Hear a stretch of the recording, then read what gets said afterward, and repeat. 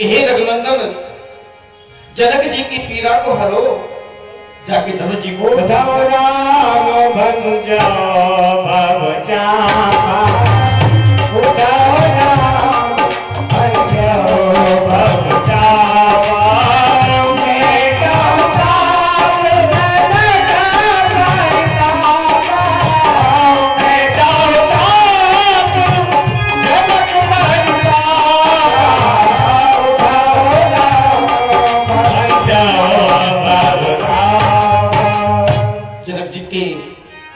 मन के ताप को हरिए।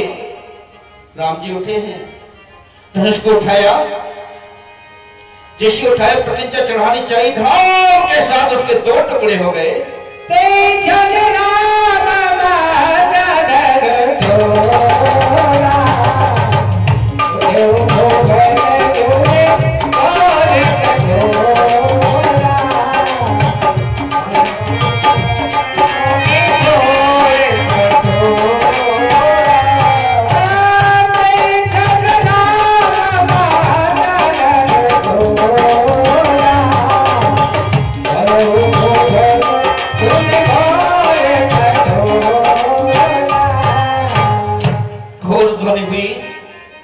सीता जी ने उसी समय गले में जयमाला डाल दी। रामचरितमानस में तो जयमाला के समय पर ही परशुराम का आगमन होता है। वाल्मीकि रामायण में जिस समय विवाह के बाद लौट के जा रहे तो मार्ग मिलते हैं, और भागवत जी में भी जिसमें विवाह हो चुका है, अयोध्या के लौट के जा रहे तब परशुराम का आगमन होता है। परशुराम जी आए हैं, राम को अनेक आक्षेप भरी बातें कही हैं। लक्ष्मण जी ने उनका मान भंग करना चाहा, राम जी को पहचान की परशुराम जी भी लौट जाते हैं। इधर जनक जी की तरफ से जो उनके पुरोहित हैं सतावन जी महाराज पत्र लिख के भेजते हैं जनकराज जी के यहां, वहां से पूरी बारात आती है। यही सीता के साथ में उर्मिला, श्रुतकीर्ति और मांडवी का विवाह ही भरत शत्रुघ्न लक्ष्मण जी के साथ में हो जाता है। इसके बाद सानुज वापसी होती है। भागवत जी में राम कथा को संक्षिप्त में कहा गया है। अगर राम कथा को पूर्ण नहीं करेंगे तो जो लड्डू वाली कथा है ना, वो कहां से आएगी? मेरे कन्हैया का जन्म भी होना है ना।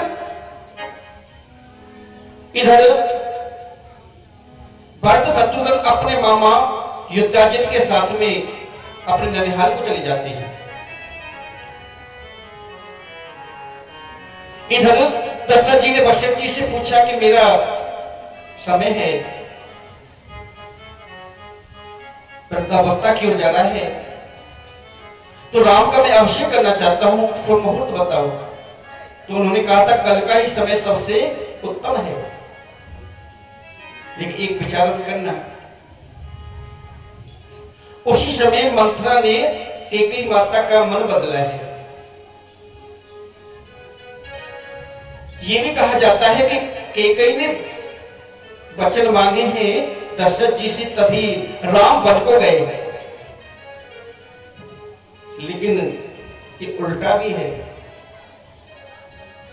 वचन कैकेयी नहीं, वचन राम ने कैकेयी माता से मांगे थे। जो बचपन की बातें हैं, एक बार राम जी लक्ष्मण भरत शत्रुघ्न प्रसादी पा रहे हैं, और राम कैकेयी को इतने प्रिय हैं जितने कौशल्या और दशरथ को भी नहीं प्रिय है। प्रिय तो सबको बच्चे होते हैं, लेकिन कैकेयी अपने प्राणों से अधिक राम को प्रेम करती है। एक दिन राम जी रूठ गए, दशरथ जी मनाने गए, मैं प्रसादी नहीं पाऊंगा। कौशल्या जी गई,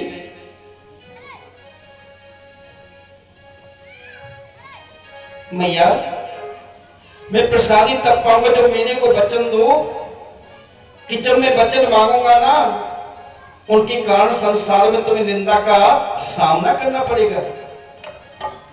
हाँ ठीक है, भोजन पा ले, मेरे कारण तुमको वैधव्य भी भोगना पड़ सकता है। तो भोजन पाए या ना पाए, एक सब तो मैं सुनना भी नहीं चाहती। कौशल्या जी लौट गई। सुमित्रा जी ने मना कर दिया। जब केकई ने सुना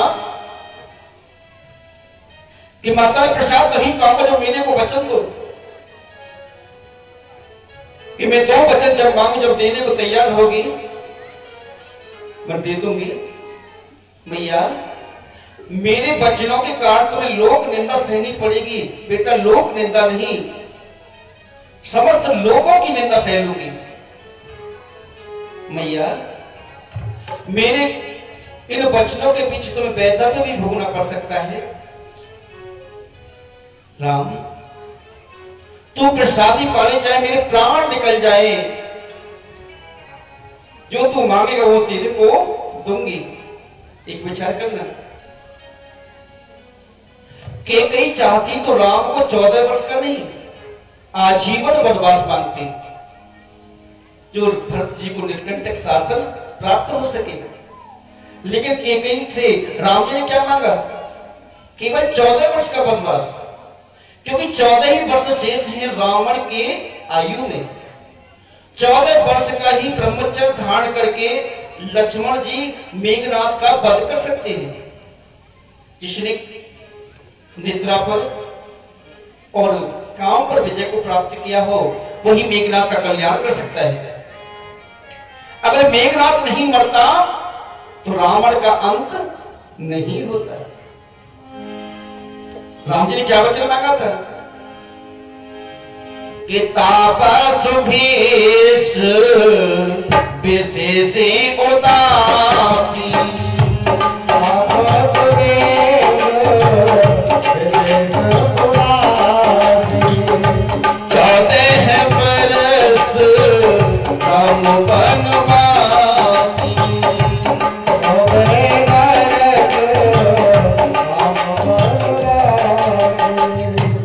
14 वर्ष का वनवास मांग लिया। राम जी वन को चल दिए।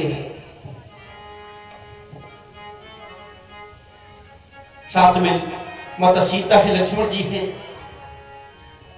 केवट से मिलन हुआ। इधर केवट को गंगा पार के चले हैं। सुमंत जी लौट के आते दशरथ जी के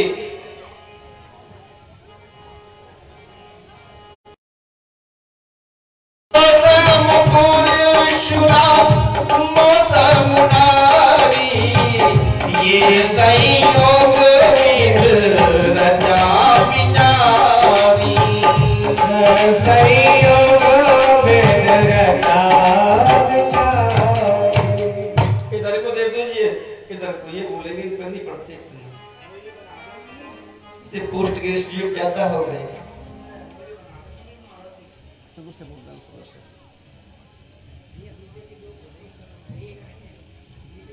श्री राधे।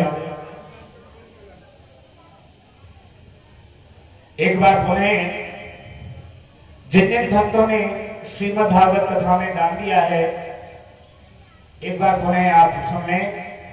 251 रुपए गुप्तान, 50 रुपए मोहन सिंह मिर्जापुर, 50 रुपए गुप्तदान, 500 रुपए जयपाल सिंह, 500 रुपए रोहित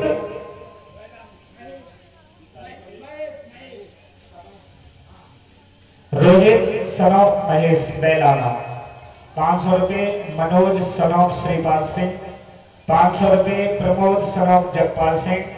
जिन भक्तों ने कथा में दान दिया है, ठाकुर जी सदा भंडार भरा रखे। बोले श्री रामचंद्र भगवान की तोषम पुरुष न मोसम नारी, ये संयोग विद रचा विचारी। ये सुंदरता की बात नहीं हुई। जिस समय भगवान राम वन को चले तो उन्होंने हाथ उठा के संकल्प किया था, निश्चलहीन करो मही, इस संपूर्ण पृथ्वी को मैं राक्षसों से हीन कर दूंगा। और इधर शूर्पणखा का पति जो विद्युत जिव्या था, उसका वध जब रावण ने किया तो उस समय शूर्पणखा ने भी हाथ उठा के संकल्प किया था, मैं तेरे सारे खानदान का नाश करा दूंगी। तो यहां पर क्या शब्द निकला कि तोसम पुरुष ना मोसम नारी, ये दोनों पुरुष और नारी में जिनका एक ही संवाद है, एक ही विचार के संपूर्ण राक्षसों का नाश करना। वहां पर थोड़ी सी बातें हुई, घटना घटी। लक्ष्मण जी ने शूर्पणखा का अपमान किया। शूर्पणखा सीधी खरदूषण के पास में जाके पहुंची है। खरदूषण ने आक्रमण किया। खरदूषण को वरदान मिला था कि वो किसी और के हाथों नहीं मारे जाएंगे, स्वयं आपस नहीं मर सकते थे। प्रभु ने माया के द्वारा उनको भी मरवा दिया। इसके बाद में शूर्पणखा सीधी पहुंची लंका, जाके रावण जी से कहा कि भ्राता, हमारी चौकी पंचवटी पर दो तपस्वी कुमार आए, उन्होंने मेरा अपमान किया। तो रावण ने कहा कि तुमने खरदूषण से नहीं कहा? भ्राता श्री ने खरदूषण से भी कहा, लेकिन उनको भी उन्होंने खत्म कर दिया, उनको मार डाला। रावण ने सुना कि खरदूषण मौसम बलवंता, और मार सके नहीं बिन भगवंता। मैंने विचार किया कि खरदूषण तो मेरे समान बलवान है, उन्हें भगवान की सिवा और कोई नहीं मार सकता। तासी वेद में उस प्रभु से करी हो, इसलिए मुझे वैर भक्ति का सहयोग लेना होगा। ये तामस देह है, मुझसे भजन पूजा नहीं होगी। और भजन पूजा मैं कर सकता हूं, लेकिन मेरा खानदान बहुत लंबा है, वो कहां से करेगा? अब तो मामा मारीच को लेकर के मायावी मृग बनाकर के सीता का हरण करके लेके आया। इधर भगवान राघवेंद्र सीता को खोजते खोजते ऋषिमुख पर्वत पे आए, जहां सुग्रीव से उनका मिलन हुआ। हनुमान जी सीता की खोज को जाते लंका में, लंकापुरी को जलाकर के आते हैं। इसके बाद में राघवेंद्र सरकार समस्त सेना को सजा के चलते हैं। नल नील के माध्यम से पुल बनाया, लंकापुरी में जाके पहुंचे हैं। युद्ध हुआ, समस्त वीरों का वध करने के बाद में जब रावण का वध हुआ,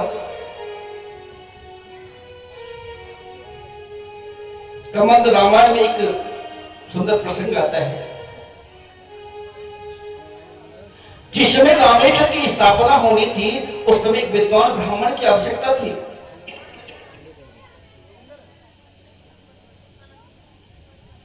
जाम्बवत जी से कहा कि ऐसा योग्य ब्राह्मण कहां मिलेगा? तो जाम्बवत जी ने कहा कि रावण के बराबर विद्वान संसार में दूसरा ब्राह्मण नहीं है। जाम्बवत जी गए थे। जाम्बवत जी गए, जाम्बवत जी का विशाल आकार है, लेकिन द्वारपालों ने जाम्बवत जी को रोका नहीं, रावण के सम्मुख ले गए।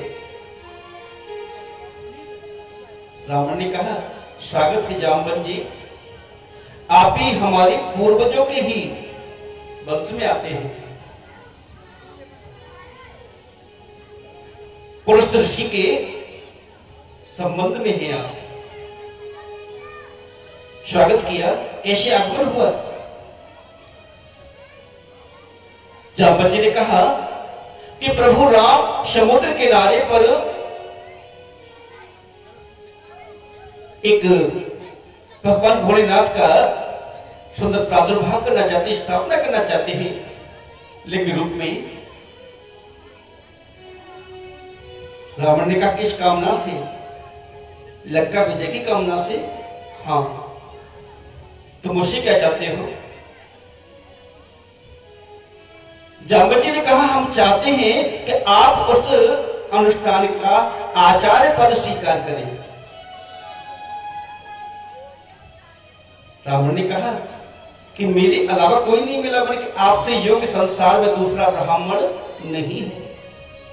बना दिया, ठीक है। राम से कहना मैं उसका आचार्य पद स्वीकार करता हूं। जाम्बवत जी चले गए। रावण ने विचार के अपने दूतों से कहा कि सारा सामान इकट्ठा करो यज्ञ के लिए। आचार्य का दायित्व होता है कि यजमान का जो भी सामान होना यज्ञ में लगने वाला उसकी पूर्ति स्वयं करे।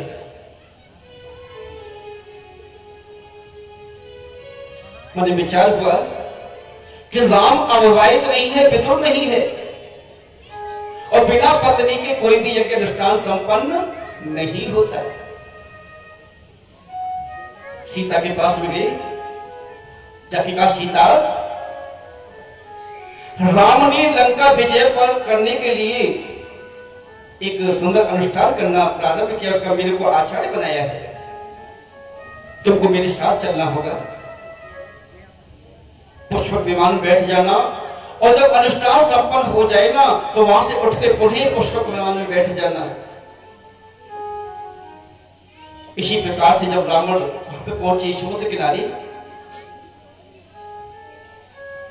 राम से कहा कि हे राम, मैं आ गया हूं, तो महाराज जो अनुष्ठान के लिए आप आए उसे संपन्न करावे।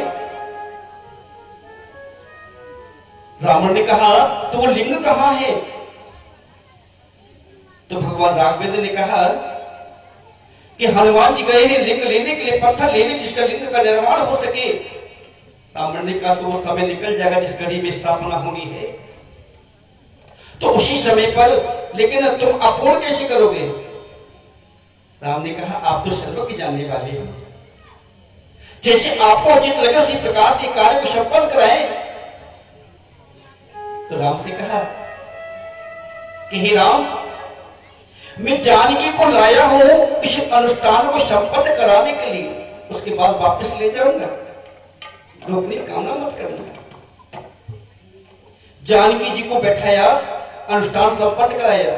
जानकी जी ने बालों के द्वारा ही शिवलिंग की स्थापना की है, रामेश्वरम है जो संपन्न हो गया। रावण ने कहा मैंने तेरा आचार्य पद स्वीकार किया था राम, अब इसकी दक्षिणा मेरे को दो।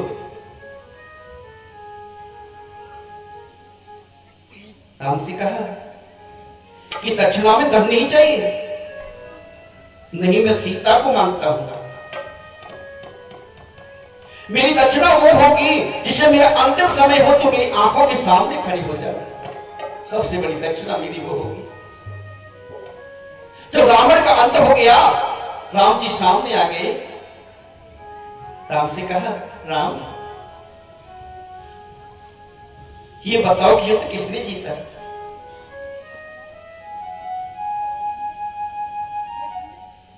सभी ये समझते हैं कि रावण को विजय प्राप्त कर ली है, राम ने युद्ध को जीत लिया, लेकिन प्रभु युद्ध हमारा तुम्हारा हुआ था। मेरे को मालूम था तुम परमपिता परमात्मा हो, तभी मैंने तुमसे बैर किया। इस युद्ध में मेरे जीते जी तुम लंका में नहीं घुसे, और तुम्हारे सामने में सब परिवार तुम्हारे लोक में जा चुका हूं। और मेरे युद्ध में हारने का कारण क्या था मालूम है तुम्हें? इस युद्ध में हारने का सबसे बड़ा कारण था भाई। मेरा भाई मेरे साथ नहीं है, और तुम्हारा भाई तुमसे कभी अलग हुआ नहीं है, इसलिए मैं युद्ध हार गया और तुम युद्ध को जीत गए। जब भाई साथ छोड़ जाता है ना, युद्ध हो कोई कर्म हो, वहां हमें विजय प्राप्त नहीं होती। रामायण कथा को संक्षेप में कहा, अगर राम कथा को विस्तार से कहेंगे तो 9 दिन भी कम पड़ जाते हमें। कि आदो राम तपोवनादिगमनम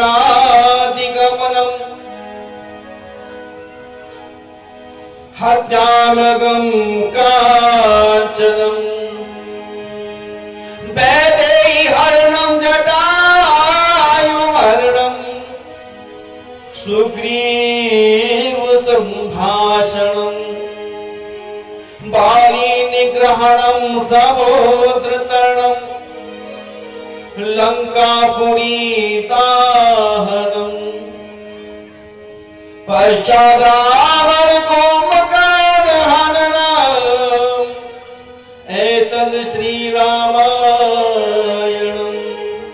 राघवेंद्र सरकार की के बाद में कृष्ण जन्म की ओर चलेंगे। सीताराम सीताराम सीताराम कहिए याई विधिरा के राम याई विधि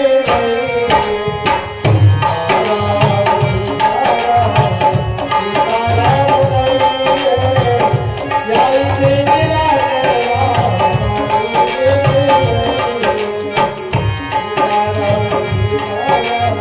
सीताराम कहिए जय विधिरा के राम लोगों में हो राम नाम राम के बहादुर तू अकेला नहीं है प्यारे राम तेरे साथ में तू अकेला नहीं है प्यारे राम तेरे साथ में विधि का विधान विधि का विधान भाग्य लाभ सही है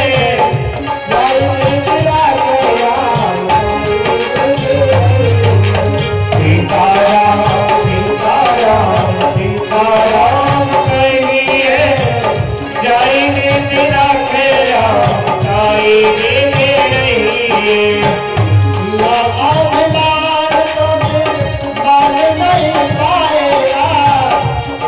प्यारे भाई जो श्री राम जी को गाएगा अरे होगा प्यारे वही जो श्री राम जी को गाएगा किया अभिमान को मान नहीं पाएगा होगा प्यारे भाई जो श्री राम जी को गाएगा होगा प्यारे वही जो श्री राम जी को गाएगा